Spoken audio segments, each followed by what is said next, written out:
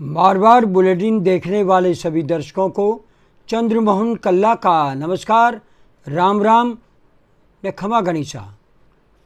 आज हम आपको हरियाणा में जिस तरह से प्रियंका गांधी ने आज भाषण दिया और जिस तरह से उन्होंने भारतीय जनता पार्टी के नेता और विशेष तौर से प्रधानमंत्री को घेरा, उसका उल्लेख करेंगे। और हम आपको ये भी बताएंगे कि अमित शाह का एक बयान आया है जिसमें उन्होंने कहा है कि हमारे पास में 60 करोड़ लाभार्थी हैं जो हमें वोट देंगे, तो इस आधार पर तो भारतीय जनता पार्टी को 500 सीटें मिलनी चाहिए। जो लग नहीं रहा, इसका विश्लेषण हम आप तक पहुंचाएंगे। तो अब खबरें विस्तार से। हरियाणा में प्रियंका गांधी ने आज भारतीय जनता पार्टी के नेताओं और प्रधानमंत्री को जमकर के घेरा। अगर हम ये कहें कि उन्होंने इन नेताओं को छठी का दूध याद दिला दिया, जमकर के गरजी और उनकी आवाज़ में वो दम दिखाई दिया जो कभी इंदिरा गांधी की आवाज़ में हुआ करता था। आज की पीढ़ी इंदिरा गांधी की आवाज़ भले ही ना सुन रही हो, लेकिन इंदिरा गांधी के ज़माने की आवाज़ सुनने वाले कई लोग हैं। वो गरजती थी तो जमकर के गरजती थी, शेरनी की तरह गरजती थी, और प्रियंका गांधी में उन्हीं के लक्षण दिखाई दे रहे हैं। उन्होंने कहा कि आजकल सत्ता को किस तरह से हासिल करना है, किस तरह से सत्ता पर काबिज होना है। चाहे कोई और पार्टी जीत गई, सरकार बन गई, उसे धन पल से किस तरह से तोड़ना है। उसके विधानसभा में अगर बहुमत आ गया तो उसके विधायकों को किस तरह से खरीदना पड़े, 100 करोड़ रुपए दे कर के, और विधायकों को खरीद करके सरकारें गिराने का काम आजकल जम कर के होने लगा है। लोकतंत्र के बारे में ये लोग सोचते नहीं, जनता ने किसको चुना है सोचते ही नहीं, और जनता ने चुनने के बाद में जिसे सत्ता की चाबी सौंपी है वो चाबी ये छीन लेते हैं। आपको ये भी बता दें कि प्रियंका गांधी ने ये भी कहा है कि जो विरोध करते हैं उन मुख्यमंत्रियों को चुनाव से पहले जेल में डाल दिया जाता है, फर्जी मुकदमों में फंसा दिया जाता है, ताकि वो लोकतंत्र के तहत चुनाव नहीं लड़ पाए। कांग्रेस पार्टी के खाते तक बंद कर दिए जाते हैं ताकि वे चुनाव में पैसा खर्च ना करके और किसी तरह से चुनाव लड़े और उनका मुकाबला नहीं कर सके। ये भी उन्होंने कहा कि ये हल्की स्तर की और ऊपरी स्तर की राजनीति है जो कि आजकल देश के प्रधानमंत्री नरेंद्र मोदी भी कर रहे हैं। उन्होंने कहा कि 10 साल हो गए नरेंद्र मोदी को सत्ता संभाले हुए, उन्होंने कभी आपके सामने आकर के बेरोज़गारी और महंगाई का एक शब्द नहीं बोला। इसके बारे में उन्होंने कभी अपना मुंह तक नहीं खोला। वे आते हैं और चले जाते हैं केवल कांग्रेस को गालियां देते हुए, गांधी परिवार को गालियां दे करके निकल जाते हैं और आपसे वोट मांगने चले आते हैं। उन्होंने ये भी कहा कि प्रधानमंत्री नरेंद्र मोदी बार बार ये कहते हैं कि अगर कांग्रेस सरकार में आई तो आपके घर में कैमरे लगा दिए जाएंगे और उसके आधार पर मंगलसूत्र आपके छीन लिए जाएंगे और वो मुसलमानों को दे दिए जाएंगे। और गुजरात में तो उन्होंने हद ही कर दी जब ये कह दिया कि अगर आपके पास 2 भैंस है तो एक भैंस कांग्रेस चुरा ले जाएगी। अब 10 साल में जो काम किया, विकास किया, उसको वे गिनाना नहीं चाहते क्योंकि विकास हुआ ही नहीं।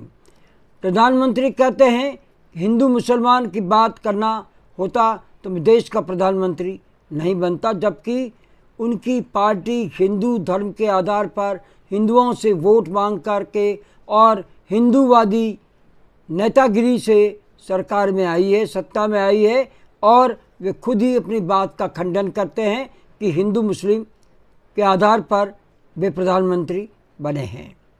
आपको ये भी बता दें कि प्रियंका गांधी ने जिस तरह का आज भाषण दिया वो इस तरह का भाषण ज़्यादातर देती नहीं, लेकिन आज वे बड़े जोश में थी और प्रधानमंत्री नरेंद्र मोदी के एक एक वाक्य का जवाब दे रही थी।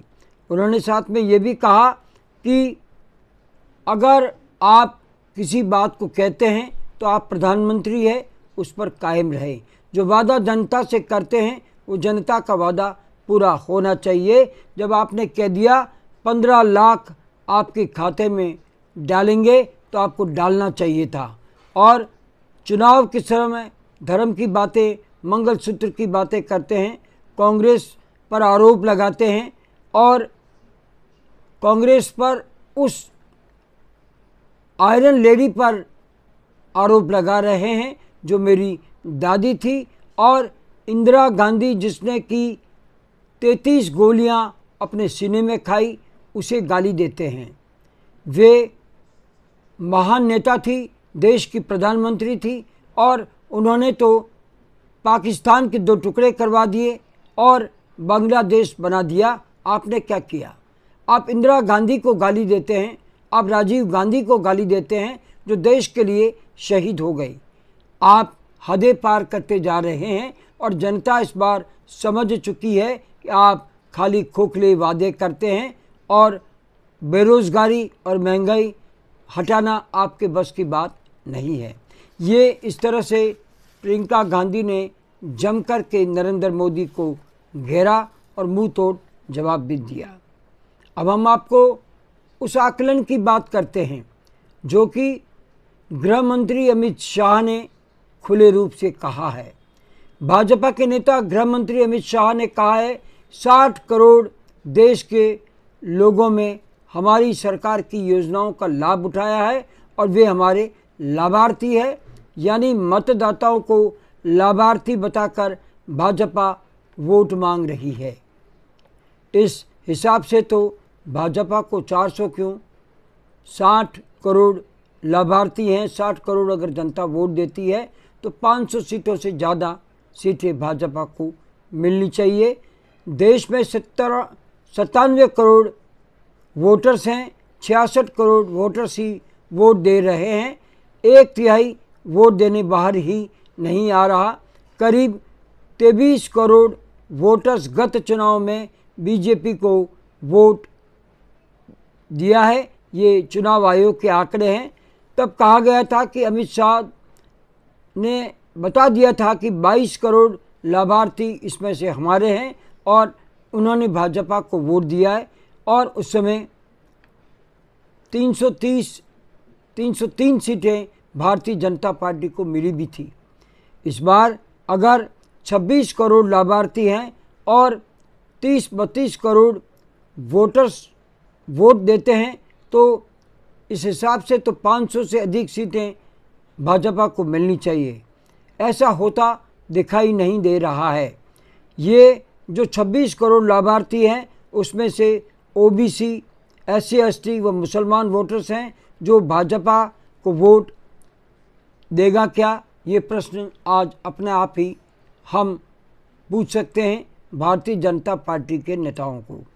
ये सवाल खड़ा है जब मोदी 400 पार की बात करते हैं, SC ST में खलबली मच जाती है और वे और सुदृढ़ होकर के अगले चरण में आरक्षण उनका संविधान से हटाने की चिंता सताते हुए वे भाजपा से दूर होते जा रहे हैं।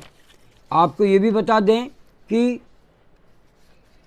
तो फिर ये धड़ा बीजेपी को वोट क्यों देगा, क्योंकि बार बार उन्हें संविधान बदलने और आरक्षण समाप्त करने का डर सताता है। मुसलमानों को तो मोदी जी घुसपैठिया तक कह चुके हैं। शायद ये पहले प्रधानमंत्री हैं जिन्होंने कि देश के लोगों को, देश के मुसलमानों को घुसपैठिया करार दिया था। हिंदू मुस्लिम की बात करके मुसलमान कांग्रेस के और अधिक नज़दीक आते जा रहे हैं। मुसलमानों को इंडिया गठबंधन से ज़्यादा प्रगाढ़ता से निकल कर के वोट देते सहज ही देखा जा सकता है। और आपको ये भी बता दें कि आज जो लाभार्थी है, जिस 60 करोड़ के लाभार्थी की बात करते हैं, तो हम आपको ये भी बता दें कि मोदी जी ने इन लाभार्थियों को घर दिया, गैस कनेक्शन दिया और कई लाभ दिए, लेकिन उनका ये कहना है हमने 2 बार आपको देश का प्रधानमंत्री बना दिया तो हिसाब चुकता हो गया। ऐसी बात वोटर्स खुद अपने मुंह से कहने लगे हैं। इसलिए ऐसा कहा जा रहा है विशेषज्ञों द्वारा कि इस बार त्रिशंकु लोकसभा देश में नहीं आ जाए, इसका खतरा मंडराने लगा है। दोस्तों, हम आपको ये भी बता दें कि हम जो आकलन देते हैं वो सभी विशेषज्ञों से बातचीत करके, सीनियर रिपोर्टर्स के आकलन को देखते हुए और उनके सर्वे को देखते हुए, उनकी रिपोर्ट्स को देखते हुए आप तक पहुंचाते हैं। मारवाड़ बुलेटिन कभी भी ये दावा नहीं करता कि कौन सरकार में आ रहा है, कौन सरकार से जा रहा है। हाँ, 4 जून को जो चुनाव आयोग का परिणाम आएगा वो मारवाड़ बुलेटिन आप तक पहुंचाने का प्रयास करेगा। आज बस इतना ही। अगला समाचार बुलेटिन लेकर फिर हाजिर होंगे, लेकिन इजाज़त लेने से पहले हम जानना चाहते हैं कि आपको ये चैनल कैसा लगता है। अगर आपको ये चैनल पसंद है, इसे सब्सक्राइब करें, लाइक करें, शेयर करें और इस चैनल को बढ़ावा दें। अब हमें आज्ञा दीजिए। नमस्कार, जय हिंद, शुभ रात्रि, सब्बा खैर, जय जय भारती।